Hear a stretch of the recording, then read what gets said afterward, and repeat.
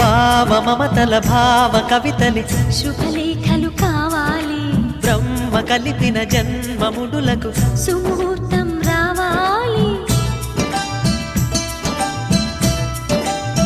మా 7 అడుగుల జోడు నడకలు ఊరంతా చూడాలి, వేలు విలువని తోడు ఇమ్మని అక్షింతలు వేయాలి.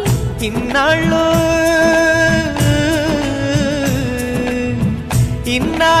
ఎదురు చూసే ఆశల రాజ్యంలో రాణిని తీసుకువచ్చే కళకళ కనబడగా గుండె గూటికి పండుగొచ్చింది,